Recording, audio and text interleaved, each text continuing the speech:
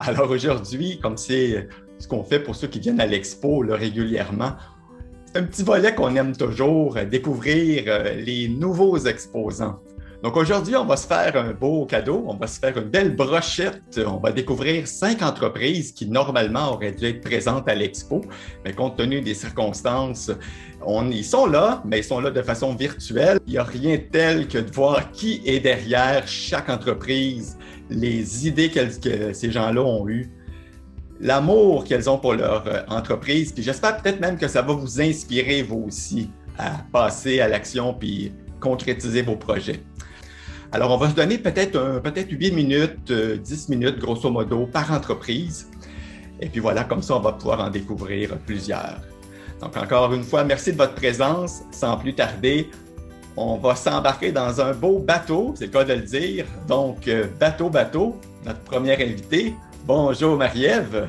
Salut! Excellent, merci d'être là. Super. Ben, ça me fait plaisir. Je suis contente de vous présenter mes produits aujourd'hui. Donc, bateau, une belle initiative que tu as eue.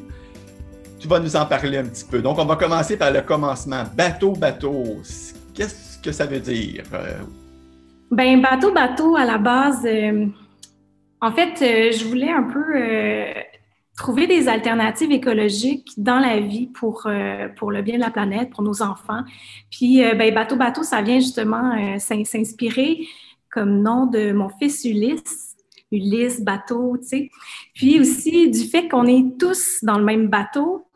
Fait que je veux embarquer les gens avec moi dans ce bateau-là, puis les emmener ben, plus loin dans leur démarche écologique, mais que ce soit facile de le faire, tu sais, que ce soit aussi facile pour un enfant de 3 ans que pour un adulte.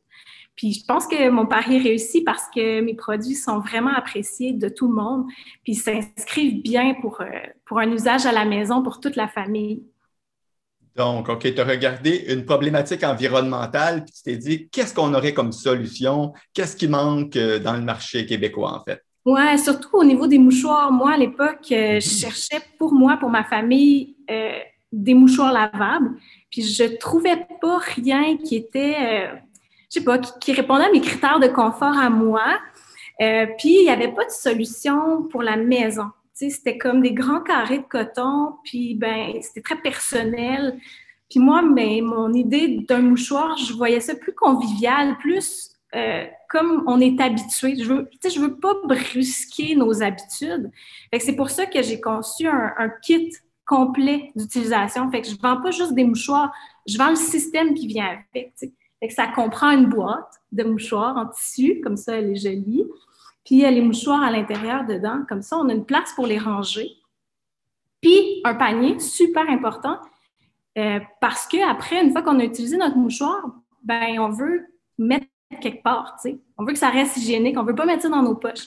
Fait que c'est pour ça que ça, c'est vendu ensemble, c'est un petit kit avec la boîte puis le panier qu'on peut laisser sur nos meubles dans la maison. Fait qu'on peut les installer un peu partout. Puis évidemment, ça se lave. Fait que notre petit panier, c'est comme un petit panier à linge portatif. après, quand ils sont pleins, ben, on les apporte à notre laveuse, on les vide, on n'a même pas besoin de toucher à rien, tu sais. Puis on lave ça, puis ça ressort propre. Excellent.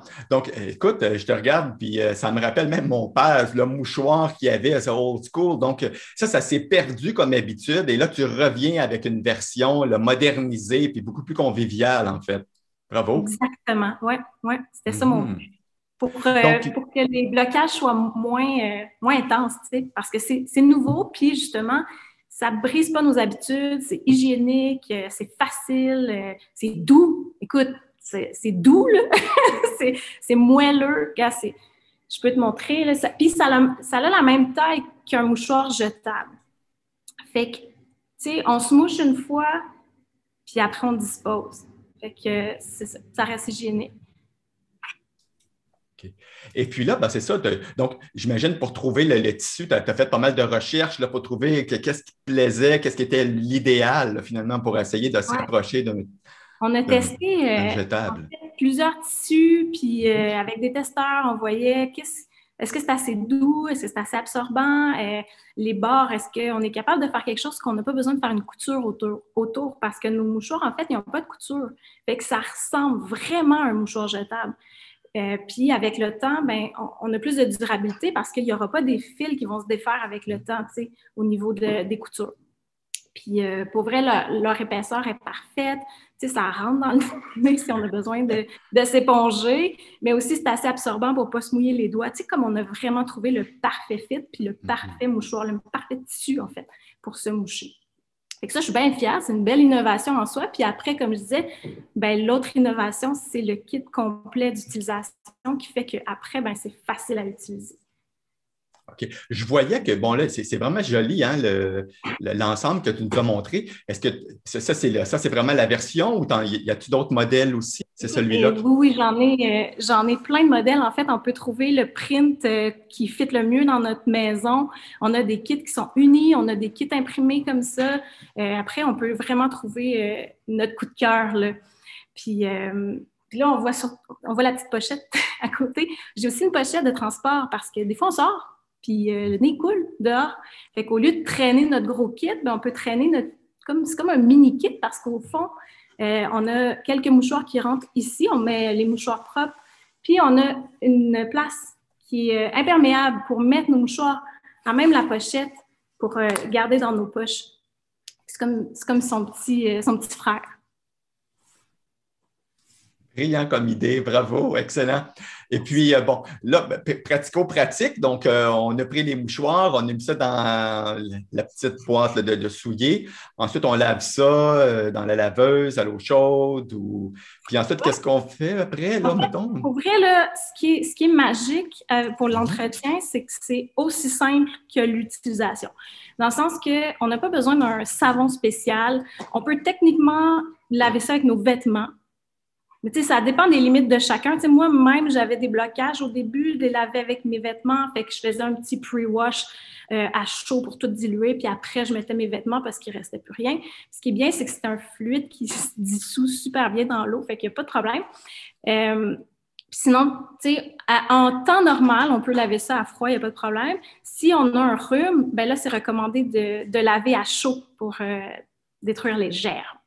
Puis ils vont aussi dans la sécheuse, fait qu'un petit tour de sécheuse en plus, là, ça les tue bien comme il faut. OK.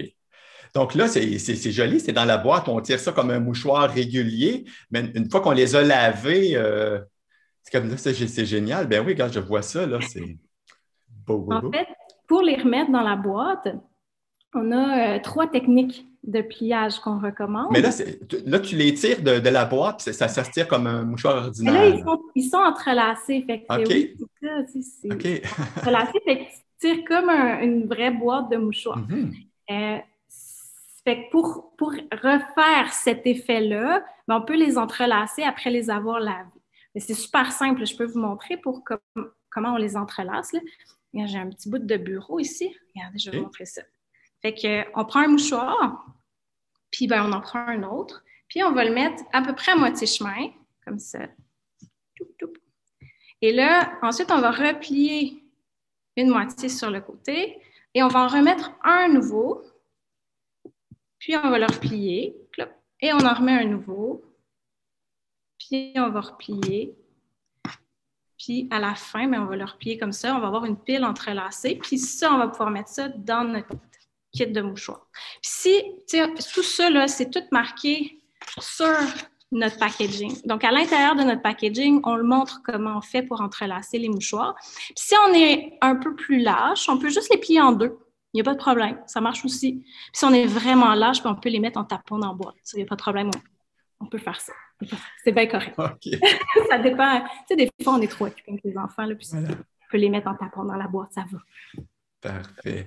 Donc, ça a été comme ton premier produit là, avec lequel tu as lancé ton entreprise, Bateau. Ouais, exact. Okay. Ben, c'est ça. Après, là, on voit là, les rouleaux, les petits caca. Mais ça, c'était mon deuxième produit. Ça, c'est sorti en 2020, fin 2020. Fait que ça commence à entrer dans le marché, puis déjà, les gens trippent vraiment beaucoup parce que c'est une autre innovation. C'est des rouleaux de papier de toilette lavables, OK? Et là, vous allez peut-être avoir peur. En fait, ce qui arrive avec les papiers de toilette, c'est que il y a beaucoup de gens de plus en plus qui sont des grands adeptes du bidet. Et le bidet, ça nous mouille. Puis quand on est mouillé, ben, on a quand même besoin de s'essuyer. Donc, on veut en fait quelque chose pour nous essuyer qui est mieux que le papier dans ce contexte-ci. Puis en plus, on fait en fait un geste environnemental en prenant un papier de toilette lavable puis un bidet. Fait que les deux, là, sont comme des amis. Ils vont de pair. Sinon, si on n'a pas de bidet, mais que, mettons, on a connu les couches lavables, pour vrai, là, c'est rien à côté des couches lavables. Puis, nos petits rouleaux, ce qui est cool, on les a en 2 couleurs. Puis, regardez, ils font des petits rouleaux comme ça, tout seuls dans la sécheuse. Fait que c'est vraiment même moins compliqué que mes mouchoirs, mais dites-leur pas parce qu'ils vont être jaloux. Puis là, quand on les a lavés, ben dans la sécheuse, on a juste à récupérer nos petits rouleaux. Puis pour vrai, on peut le faire les yeux fermés, là, c'est vraiment super simple. Puis après, ben, on les remet dans notre panier. Puis le panier, comme vous voyez, est accroché à la toilette. Fait qu'on n'a pas besoin de s'installer des tablettes si on n'a pas de place dans notre salle de bain pour ça. Ça s'accroche directement à la toilette. Même chose pour le sac imperméable qui est à côté. Puis le sac imperméable, je vais le chercher.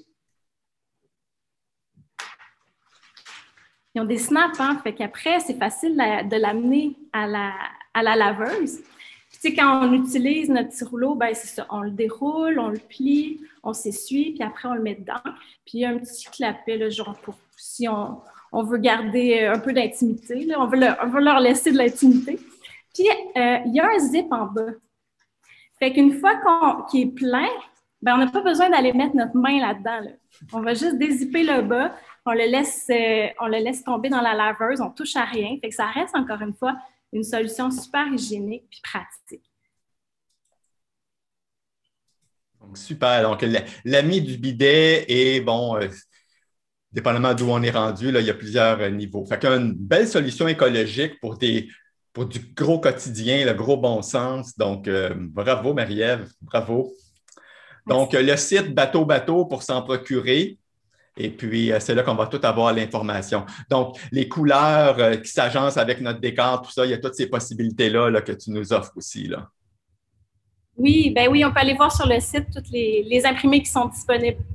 Super. Ben merci beaucoup, Marie-Ève.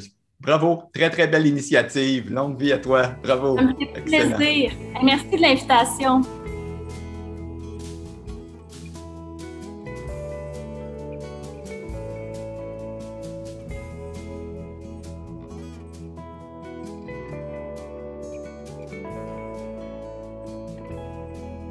Donc, sans plus tarder, on va accueillir Jessica Labbé, la présidente fondatrice.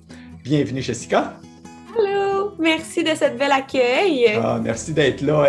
Donc, comme je le soulignais, tu as eu un beau projet, tu as eu une idée, tu as dit « Go, je le fais, je passe à l'action », puis voilà le beau bébé qui se déploie. Et voilà.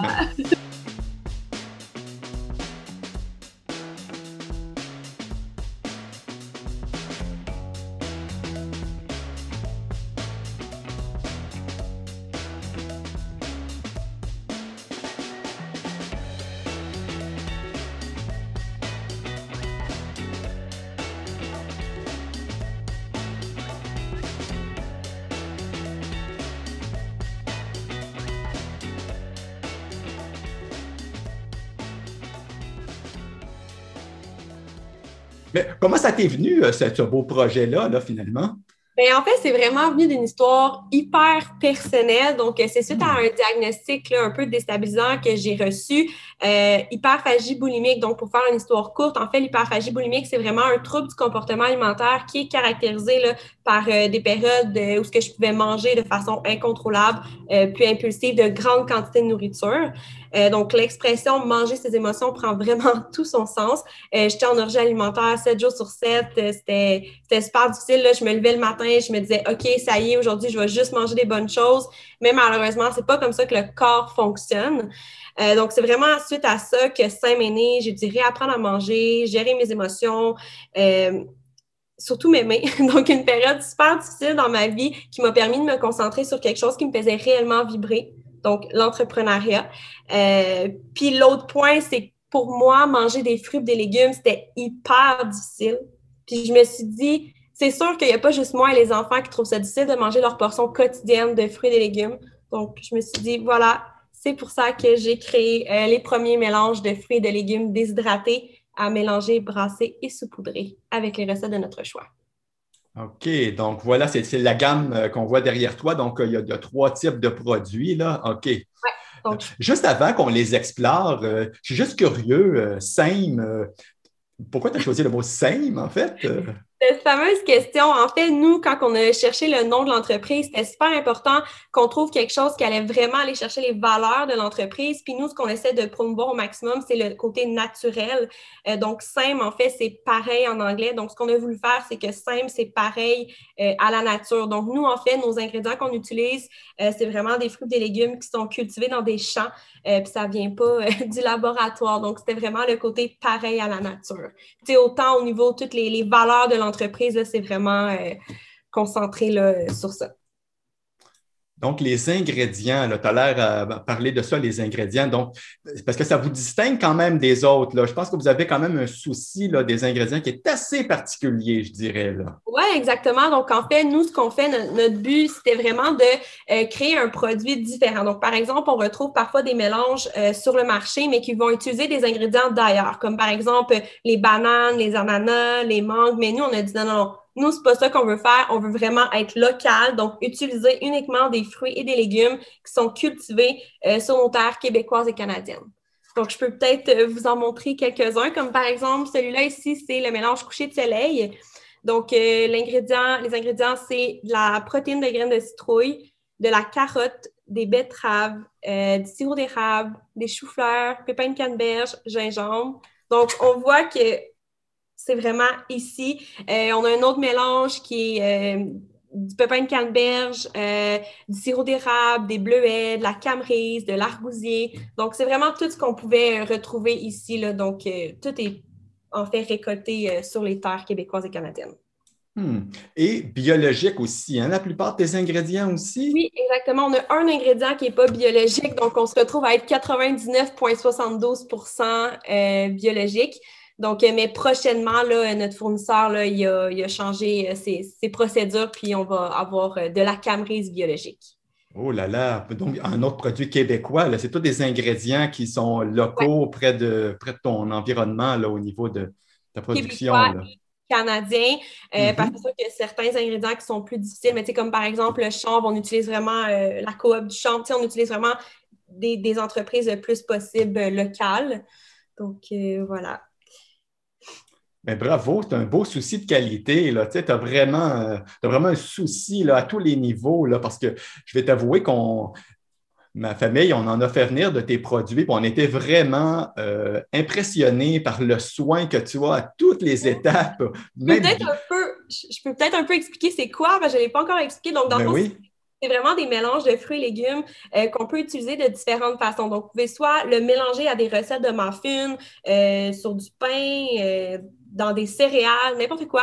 En fait, c'est vraiment pour faciliter la consommation de fruits et légumes. Ou encore une fois, si vous êtes plus le style smoothie, bien, vous prenez 3 cuillères, puis vous le mettez directement dans le lait de votre choix, vous brassez, puis en quelques secondes, là, vous avez une collation hautement nutritive. Et qu'on peut amener avec nous là, en camping ou en randonnée, quoi que ce soit. On a quelque chose de léger à transporter. On refait notre petit mélange dans l'eau, puis allez hop, on a un produit de super qualité. Exactement, puisque c'est déshydraté. Puis un autre fait très important, c'est que par exemple, dans notre mélange vague d'émotions, on retrouve 36 livres de fruits et de légumes. Donc, juste dans un sac. Donc, ça représente énormément. Donc, même si tu prends 3 petites cuillères, ben, tu sais que tu pars avec 5 livres de légumes pour ta randonnée ou peu importe. Là. Donc, c'est vraiment pratique. Donc, tout un ensemble de légumes, de fruits biologiques, c'est vraiment la top qualité. Là. Et ça, je pourrais dire, Jessica, c'est ce qui vous distingue des autres. C'est vraiment particulier d'avoir ciblé vraiment là, le haut de gamme, là, la qualité comme ça. Là. Bravo. Oui, il y a les ingrédients, puis il y a aussi le fait qu'en fait, nos sacs et nos étiquettes sont 100% compostables. Donc, on voulait vraiment rester dans le compostable, dans l'écologique. Tu sais, toutes les décisions qu'on prend au niveau de l'entreprise sont toujours en lien là, avec l'environnement. Puis bravo. sinon, une autre chose qui nous distingue aussi beaucoup, c'est que peu importe, tu sais, par exemple, quand les gens commandent en ligne, ben tout ce qui se retrouve dans la boîte qu'ils reçoivent, c'est vraiment du contenu au contenant, c'est soit écologique, c'est soit biologique, compostable, recyclable, donc tout ce qui se trouve dans la boîte. Puis poussons l'idée, je crois que tu me mentionnais aussi un autre petit point, c'est que même au niveau des ventes que vous faites, il y a un certain segment là, qui aide à supporter des causes aussi, là.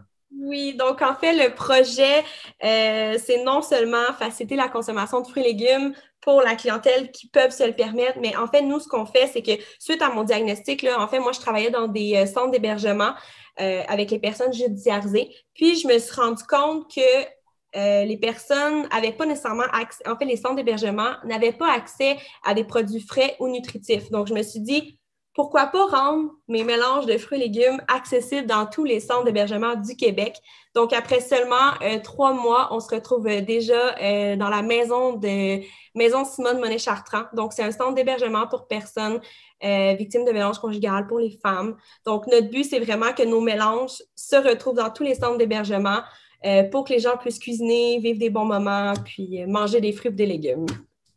Excellent. Donc, c'est ça. En gros, comment on fait pour redonner? C'est que chaque sac qui est acheté, on redonne l'équivalent d'une portion à une personne dans le besoin. OK. Donc, ces portions-là peuvent se retrouver dans les maisons d'hébergement, j'imagine, puis les gens peuvent le consommer sur place parce que… Oui, c'est ça, exactement. Donc, tout dépendamment, les maisons, comme par exemple notre première maison, comment ça fonctionne, c'est qu'ils ont les 3 saveurs sur leur comptoir, puis les femmes qui y sont hébergées, bien, à tout moment, ils ont accès là, au mélange de fruits et légumes.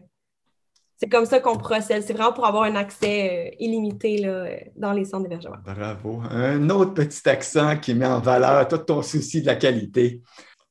Donc, voilà, une autre belle initiative locale. Donc, félicitations et puis longue vie à la compagnie Same. Et si jamais vous voulez vous en procurer, ben voilà, on va sur la boutique virtuelle du site de l'Expo et vous allez retrouver les coordonnées. Donc, bravo. Alors, on va passer déjà à notre 3e entreprise.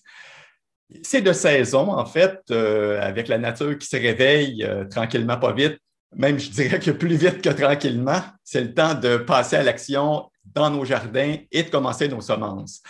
Donc, on va accueillir les semenciers jardins villageois. Alors, allô? Bravo, merci d'être là. Merci à toi. Donc, des semenciers avec des jardins des villageois. Un petit jeu de mots en même temps. Ouais. Donc, excellent. Donc, comment c'est venu ce projet-là? Donc, ce que vous faites, en fait, c'est que vous vendez toutes sortes de semences, là, finalement, pour partir nos semis. Là. C'est le temps là, de passer à l'action. Oui, c'est ça. Dans le fond, nous, on fait la production puis la distribution de semences. Fait que, tu sais, on pourrait comparer ça, mettons, à… notre quotidien, ça ressemble un peu à ce qu'un maraîcher pourrait faire. C'est juste que nous, on va cultiver les fruits, les légumes, aussi beaucoup de fleurs, des plantes médicinales, mais on ne récoltera pas les fruits, on va récolter les semences. Fait qu'on récolte juste à un autre moment qu'un maraîcher, par exemple. Puis nous, on distribue les semences pour que les gens puissent faire des beaux jardins chez eux. C'est quand même un projet assez particulier. Comment ça vous est venu l'idée de ça, là, les jardins des villageois, en fait? Le nom, je te dirais que ça nous a été partagé par… en 2015, dans le fond, je travaillais sur une ferme. Non, en 2016, pardon. Je travaillais sur une ferme. Puis lui, il avait déjà ce nom de projet-là. Fait qu'il nous l'a partagé. Puis il s'est comme greffé au projet à cette époque-là. Fait que ça fait maintenant 5 ans qu'on fait ça pas mal Au début, c'était à temps partiel. On est rendu pas mal à temps plein là-dedans. Puis sinon, c'est ça. Fait que là, maintenant, on est dans la région de Lobinière, à Sainte-Agathe-de-Lobinière. On cultive sur un acre de superficie. Puis on a autant des plantes médicinales, des plantes ornementales que des plantes potagères. Fait que c'est vraiment varié dans notre offre. Puis, ouais, c'est ça. L'idée est venue qu'en 2016, ben, le monsieur qui était le chef jardinier, François, ben, il me montrait un peu comment garder les semences. Puis moi, je ne comprenais pas l'intérêt tant que ça. Je comprenais l'intérêt de ressemer ce qu'on récolte, mais je ne comprenais pas que tu pouvais distribuer ça aux autres personnes, tu sais. Fait que là, j'ai appris qu'il y a un marché au Québec là-dedans, puis il y a plein de petits semenciers artisanaux au Québec, puis c'est ça, c'est super fascinant, ce milieu-là. Là. Ouais.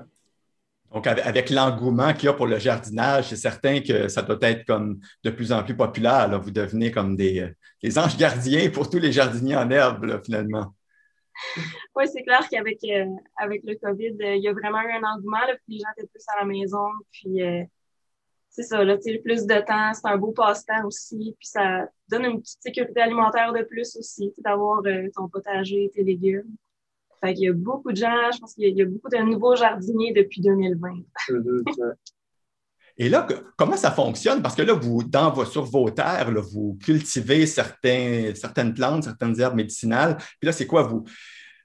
Vous récoltez les plus belles, puis c'est celles-là qui font les graines? Comment ça fonctionne, en fait? Oui, il y a une certaine sélection, en fait, en travail de semencier. Je sais pas si on va parler. Ouais. La sélection se fait surtout sur les plantes potagères. Donc, on prend nos meilleurs candidats, ceux qui sont plus robustes ou qui ont produit plus hâtivement ou d'autres critères que dépendamment de la variété. Exemple, les carottes, c'est celles qui ont mieux survécu l'hiver, on les garde et on les remet au jardin au printemps. Puis sinon, les plantes médicinales, je dirais, sont plus uniformes. Donc, rendues à l'automne ou à leur moment de granification, on observe, puis on regarde c'est quoi leur cycle, puis comment les récolter et bien les récolter. Donc, par la suite, on récolte, on traite, puis par la suite, on entrepose, on fait l'inventaire, on fait les tests de germination, puis par la suite, on distribue. Fait qu'en gros, ça ressemble à ça. Puis c'est vraiment un job à l'année. Comparativement au maraîcher, nous autres, c'est vraiment toute l'année qu'on est occupé. Puis, en gros, c'est ça. Ouais. OK. Et ça, finalement, ces graines-là, peu importe où on habite au Québec, est-ce qu'il y a des graines qui sont plus, des semences, pardon, qui sont plus adaptées à certains territoires? Est-ce que c'est aussi pointu que ça? Est-ce qu'on pourrait aller jusque-là? Ben, c'est sûr que une semence qui va avoir été récoltée au Québec, de façon générale, va pouvoir être cultivée au Québec très bien. On peut, mettons, acheter des graines qui viennent de quelque part d'autre dans le monde puis être capable de les faire pousser ici aussi. Mais c'est sûr qu'il y a quand même un certain avantage à semer une graine qui a poussé dans un milieu qui ressemble au nôtre.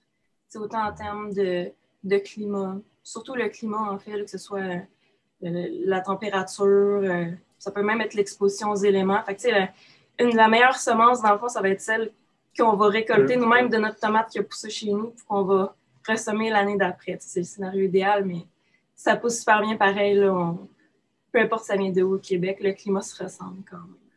OK, donc là, on est rendu fin avril. La saison doit être relativement avancée là, pour les jardiniers en herbe, mais pour ceux qui n'ont pas commencé encore, il n'est pas trop tard, j'imagine, pour certaines. Il reste du stock à semer. Tout ce qui est en semi-direct. Là. Donc, exemple, betterave, radis. Là, les tomates, aubergines, c'est un peu trop tard. Les laitues, c'est encore temps, épinards. Il y a encore des trucs à semer. Nous autres, sur notre site, on inscrit tout. Pour chaque semence, chaque variété. Ah, ben oui, regarde le site. On va aller voir le site, donc on va l'explorer un petit peu. Donc, je vais vous laisser me guider, là. Fait qu'on va aller découvrir vos semences. C'est ça. Fait que pour chaque variété, exemple, tu cliques sur, sur la monade qui est à gauche, la fleur rouge. Oui. On peut voir toutes les informations de chaque variété. Donc, quand le semer, la maturité, s'il y a des traitements spécifiques ou quoi que ce soit. Là. Comme pour voir ces détails-là, dans le fond, il va falloir que tu cliques sur un produit. Là, c'était la catégorie. OK, fait que là, je vais cliquer, mettons, coquelicot. C'est bien? Oui, exact. Allez, hop, coquelicot. Fait qu'on met toujours une petite description, un historique, les usages aussi. Si c'est une plante médicinale, on va partager certains usages traditionnels, disons. Il y en a des plantes qu'on peut utiliser pour faire des teintures, colorer les tissus, plein de choses. Puis on essaie de mettre le plus d'informations possible sur la culture. C'est sûr qu'il y a des semences, des fois, il y en a qui sont moins évidentes, qui ont besoin de traitements spécifiques. On essaie de détailler le plus possible. Puis on est toujours disponible pour aider les gens aussi. OK. Donc, puis là, les produits apparentés, ça, est-ce que c'est au niveau des. C'est quoi le concept là, de mettre produits apparentés? Ça va être au niveau des catégories. Fait que ça va être dans la catégorie des plantes médicinales, par exemple. Ça va être d'autres plantes médicinales. Puis le coquelicot est une plante qui est utilisée en herboristerie traditionnelle. D'accord, voilà. Donc, c'est ça. Votre site permet d'avoir un paquet d'informations pour bien commencer la saison. On peut commander quoi? C'est en ligne. On va sur votre site, on commande les semences, puis allez hop, un pigeon voyageur qui va venir nous porter ça. Exact. Oui, on envoie les commandes en 2-3 jours ouvrables. Excellent, parfait. Et puis là, pour avoir plus d'informations aussi, vous êtes en mesure de nous guider s'il y a quoi que ce soit là aussi. Là. Oui, ça arrive Ouais. souvent que les gens nous écrivent, nous posent des questions, puis ça fait vraiment plaisir d'aider. Là. Ça fait partie de notre mission aussi. Mhm. Bravo. Bon, mais c'est excellent ça. Fait que, là, vous êtes en pleine distribution, là, finalement. Là. Disons que c'est une période occupée pour vous autres, là. Oui, quand même. Mais là, les commandes, ils ralentissent un peu. Fait que là, c'est le temps, là, les semis, les transplants, tout ça. OK. Mais vous ne vendez pas les transplants aussi, ou c'est juste les semences, en fait, hein? Tout ce qui est semences, mais il y a certaines semences qui sont des racines, que juste un Mhm. morceau de racine constitue la semence, comme une pomme de terre, c'est une semence. On ne vend pas de pommes de terre, mais on vend des racines de consoude, par exemple. C'est pas un plant, mais c'est entre le plant et la semence. Ouais. Parfait. Ah, ben bravo. Félicitations. Une belle initiative. C'est porteur, ça consolide le territoire québécois d'avoir des variétés parce que, dans le fond, dans l'épicerie, très souvent, le problème, c'est ça, hein, c'est qu'on a une variété, une sorte, puis on se coupe de tout cet univers-là, des paquets de variétés, des sous-variétés du même produit, là. Oui, exact. On est habitué aux quatre tomates à l'épicerie là, qui ont pas mal la même forme, le même goût, mais dans le fond, il y a des milliers de variétés de tomates différentes, là, aux formes, aux goûts et aux couleurs différentes. Fait que c'est ça qu'on veut garder aussi, là, la diversité. Bravo. Donc, vous êtes les gardiens de la pérennité. Allez hop! Yes. Bon, ben bravo. Alors, Roby, Ariane, belle saison d'été. Merci pour votre beau travail. Contribuer à consolider le Québec. Félicitations. Merci. Donc, ben, merci beaucoup, puis on va se dire au plaisir. Bravo. Excellent. Merci.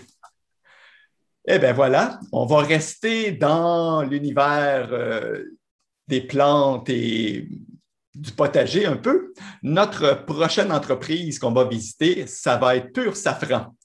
On va accueillir Viviane Martel, le safran. Et oui, le safran, ça pousse au Québec et c'est de la qualité A1. Donc, bonjour Viviane, merci d'être là. Bonjour, ça va bien? Ça va très bien, merci, merci.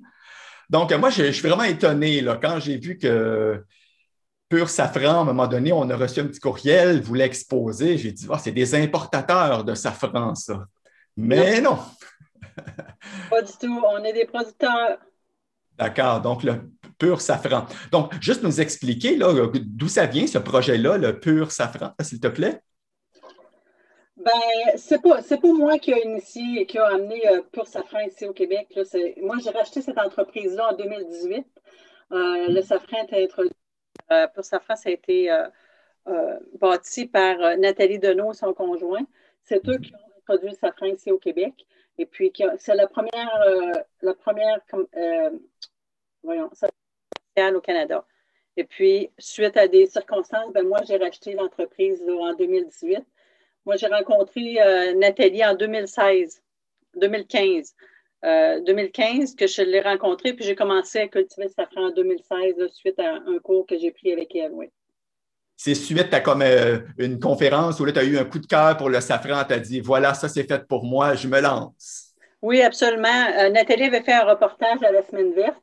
Et puis, moi, j'ai vu ce reportage-là à la télévision et puis j'ai comme fait un petit étincelle qui me dit que je devais aller voir ça.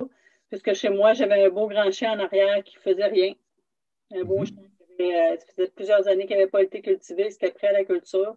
Donc, je suis allée rencontrer Nathalie et puis je suis comme tombée immédiatement et puis j'ai commencé la culture. Oui. Très bien. Donc là, excellent. Fait que là, on a le mot safran, mais il y a beaucoup de gens qui ne connaissent pas le safran, en fait. Fait que je pense que tu as une petite présentation pour nous où on va apprendre à découvrir c'est quoi un peu le safran, puis ses usages, en fait, là. Oui, absolument. Tu veux que je te parte ça maintenant?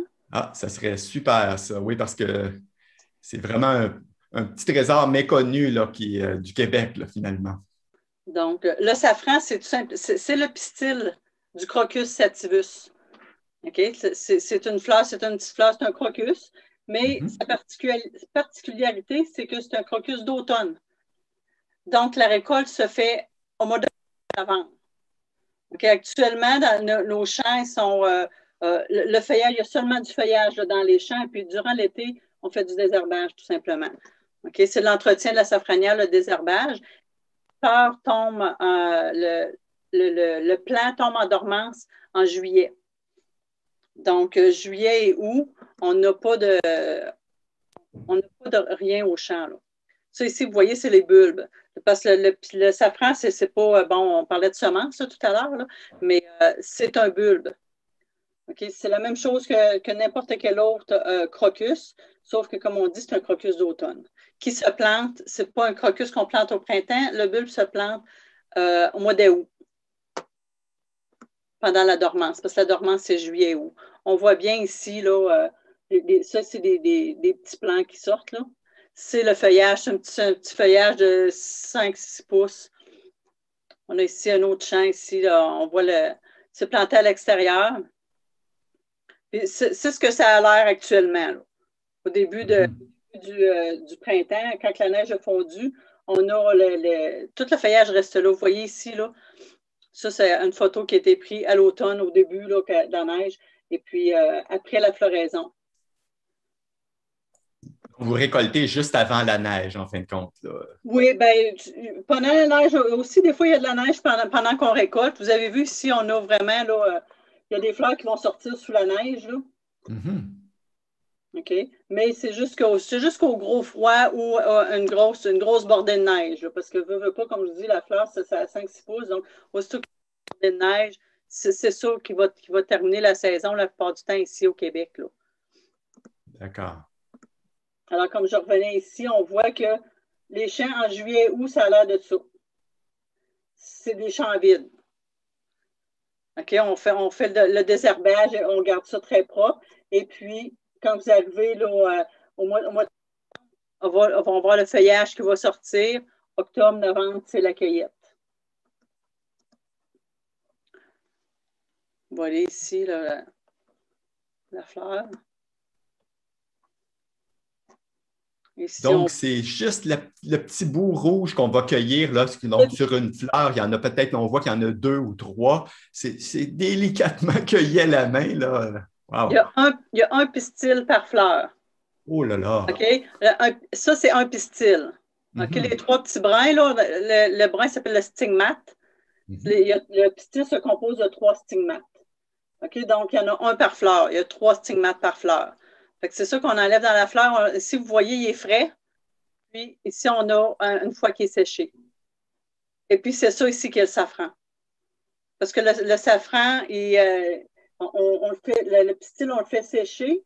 Et puis, après 2 à 3 mois de repos, ben, au moins un bon minimum de 6 semaines, okay, 2-3 mois de repos, c'est là que le safran, le goût se développe. Et tout, c'est comme on le laisse maturer. Bon, mais c'est pareil, le safran.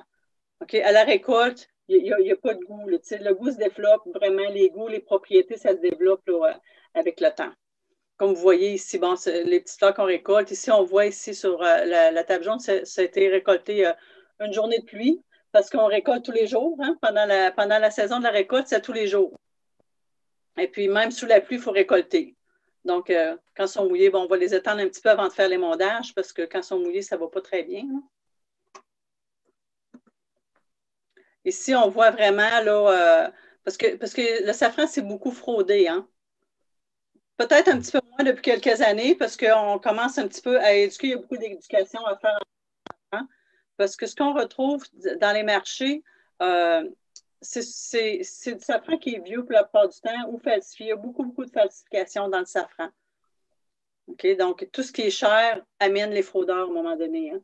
Ça fait que ça a toujours été fraudé depuis que le safran existe, depuis plusieurs milliers d'années, le safran est fraudé. Alors, on voit que tu as un safran qui était mietté, il a perdu ses saveurs gustatives. OK, ici, une autre chose, on a à peu près 25 de safran. Vous voyez ici, ça c'est un pistil de safran, mais les autres, ce n'est pas du safran. Parce que vous voyez qu'il s'est tout détendu, puis il n'est pas. Ici, c'est pareil. C'est pas des vrais pistils de safran ici.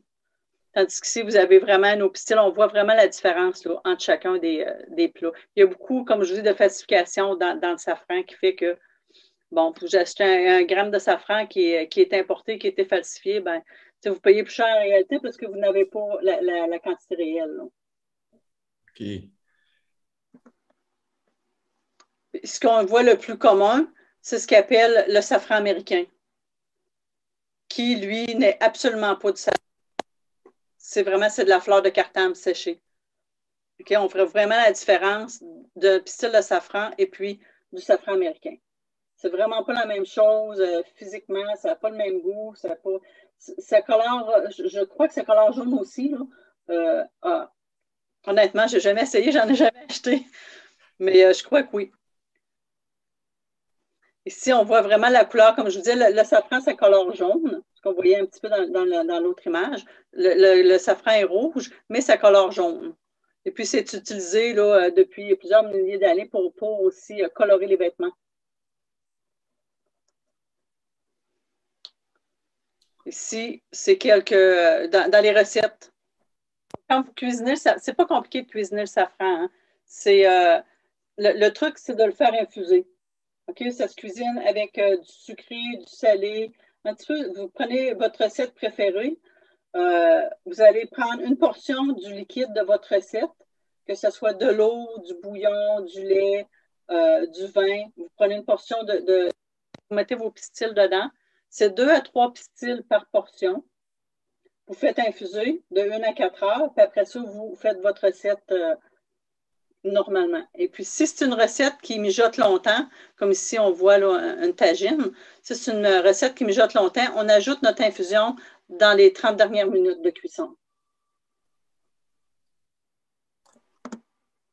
Et ça, le goût, Viviane, à ce moment-là, le goût est assez, ça va donner comme une belle saveur qu'on pourrait comparer à quoi, finalement, le safran? Ça se compare pas vraiment avec rien. Oh, wow, OK. C'est suave, c'est vraiment, le safran, ça vient harmoniser les goûts aussi. C'est vraiment, ça a vraiment sa particularité, le safran. Ça goûte pas comme rien d'autre. On ne peut pas dire que ça ressemble à telle ou telle chose. Ça ressemble à rien d'autre. C'est vraiment, ça a vraiment son goût particulier. Là. Mais ça vient rehausser les recettes. Des fois, dépendamment dans quoi qu'on le fait, on ne goûtera pas nécessairement le safran, dépendamment, comme je vous dis, avec quoi qu'on le cuisine. Mais ce que ça va faire, ça va rehausser les goûts, ça va harmoniser les saveurs dans ton plat. Et puis, ça donne de la couleur, bien sûr. Là.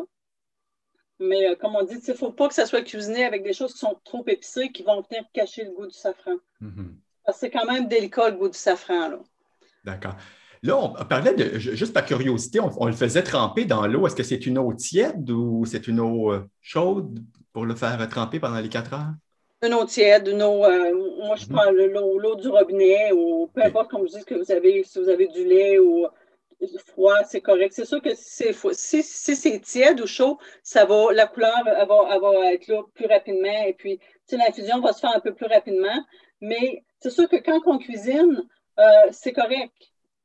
Ça peut être 1 à 4 heures, comme je dis, mais le safran, ça a beaucoup de propriétés pour le corps.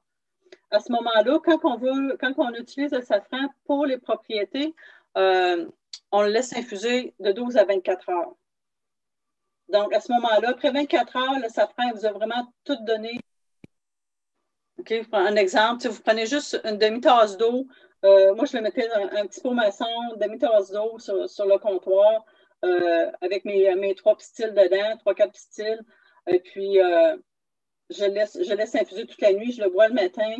Je repars un autre que je vais boire le lendemain matin. C'est un 24 heures, comme je dis. Ça, si vous voulez prendre les propriétés. Là. On dit que c'est bon pour le stress, la dépression légère, c'est anti-âge, c'est anti-cancéreux, c'est coupe-faim. Il y a beaucoup voyons, moi tu le dire, de propriétés, de bienfaits pour le corps. Et là, à ce moment-là, une fois qu'on l'a fait comme tremper, les propriétés se dissouent, ça se dissout dans l'eau, mais on peut le manger quand même. Là, on ne le jette pas nécessairement, le pistil, après. Non, le pistil, vous pouvez le manger, il n'y a pas de problème. Le pistil, vous le laissez dans la recette, quand vous le laissez là. Ou, vous pouvez l'enlever. Il y en a qui vont dire, moi, j'aime pas ça. Mais il n'y a pas de problème, vous pouvez le manger, le pistil.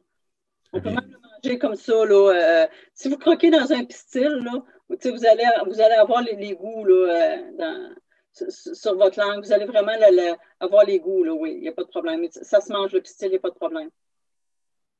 c'est pas comme un thé, une tisane où on va disposer des feuilles par la suite. C'est vraiment le pistil, on peut le manger.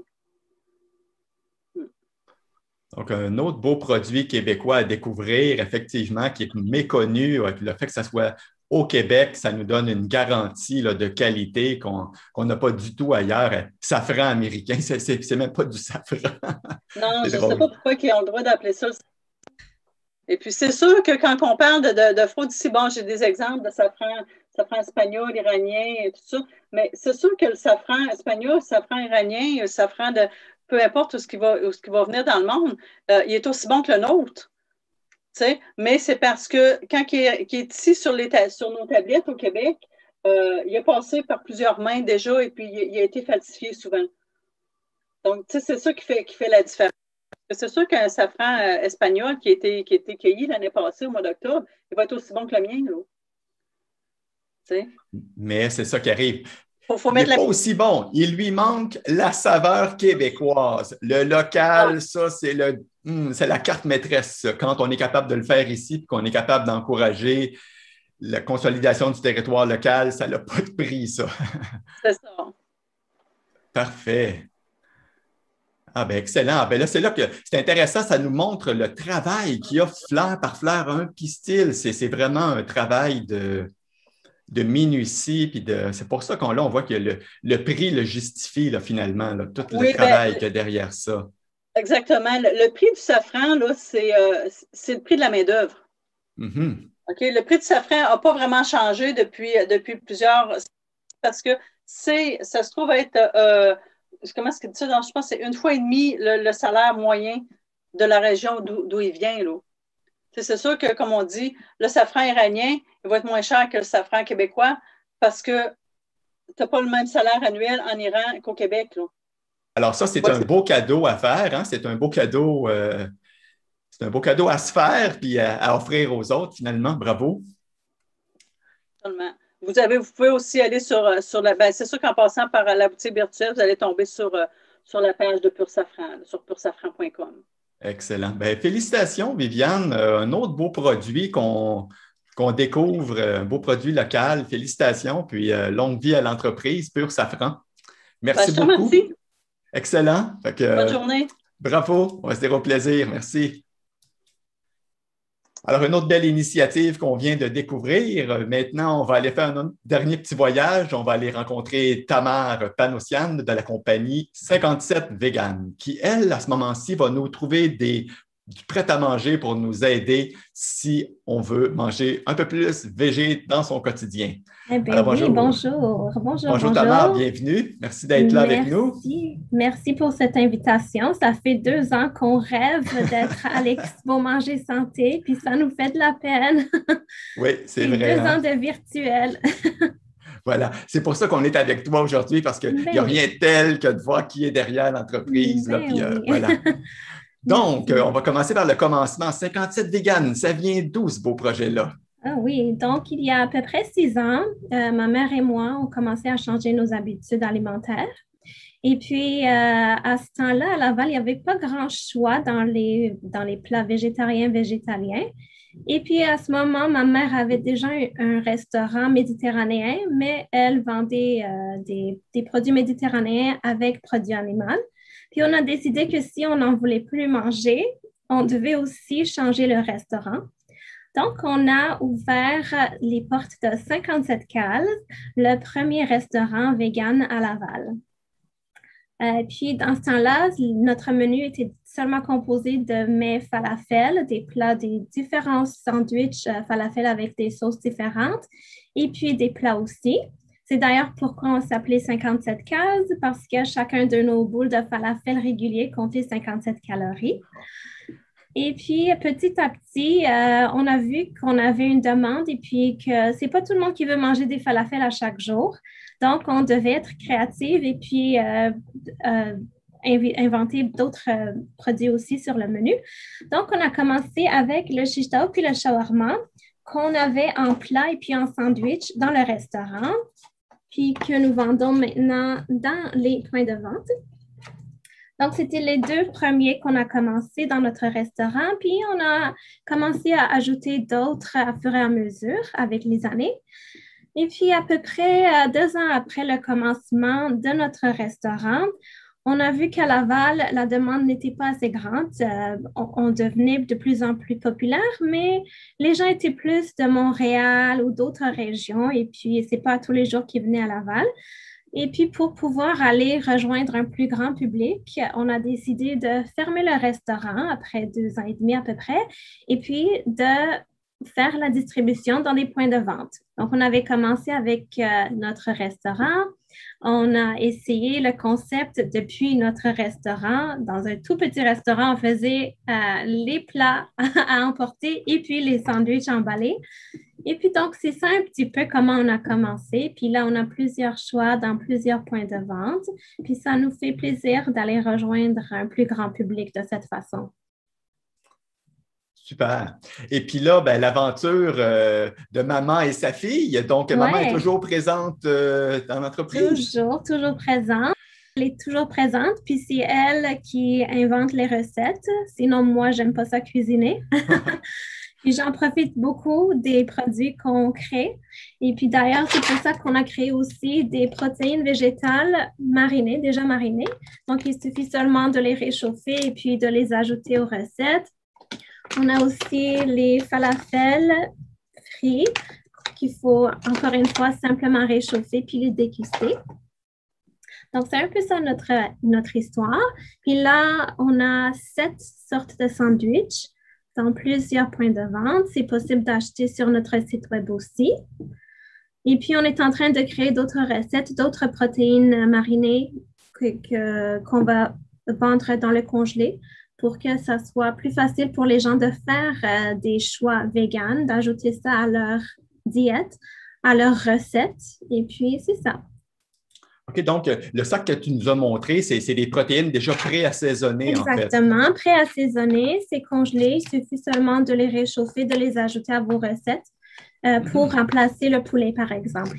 Ça, c'est le shish taouk, donc c'est pour remplacer le poulet. On a aussi le shawarma pour remplacer le bœuf. Et puis, plusieurs types de sandwichs. On est en train de tester un tofu brouillé comme une omelette dans le congelé aussi pour faciliter les déjeuners. On le vend déjà en sorte de sandwich dans les points de vente. Donc, on essaie d'être créatif puis d'inventer d'autres recettes aussi. Donc, excellent. Tout ça pour faciliter la transition, parce qu'on est tous dans cette mouvance-là là, de s'ouvrir à découvrir des mets végétariens. Des fois, on n'a pas le temps nécessairement de se le préparer. Alors, voilà, 57 Vegan est là pour nous aider. Ben oui.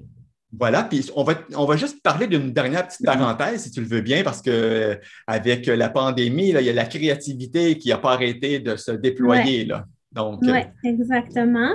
Donc, avec la pandémie, on a vu la demande puis le besoin aussi d'ajouter d'autres produits à notre site web, des produits épicerie vegan pour faciliter aux clients de ne pas sortir pendant la pandémie. Et puis, on a vu que c'est parti, puis c'était populaire très vite. Et puis, petit à petit, j'avais un très grand choix de produits véganes qui s'accumulaient sur mon site web 57 Vegan. Donc, je n'avais pas le choix, mais de les séparer. Donc, on a marché57.com maintenant, qui est une épicerie végane virtuelle. Et puis, c'est ça, avec la demande, on a plusieurs produits locaux, premièrement, parce que c'était très important pour moi d'aider les entrepreneurs, les entreprises véganes locales. Donc, des produits québécois véganes se retrouvent sur notre site web et puis des produits qui sont difficiles à trouver. Donc, excellent, c'est ça qui arrive. Ça nous permet de découvrir des produits, des fois là, qui sont pointus, qui viennent juste de sortir. Voilà, qui peut être la vitrine pour eux. J'espère bien. Puis c'est drôle, c'est des produits que moi non plus, je ne connaissais pas. Puis à chaque jour, on a des messages de nos clients qui demandent « Est-ce que vous pouvez chercher ce produit ou tel produit? » Ça n'existe même pas ici, mais on trouve le moyen.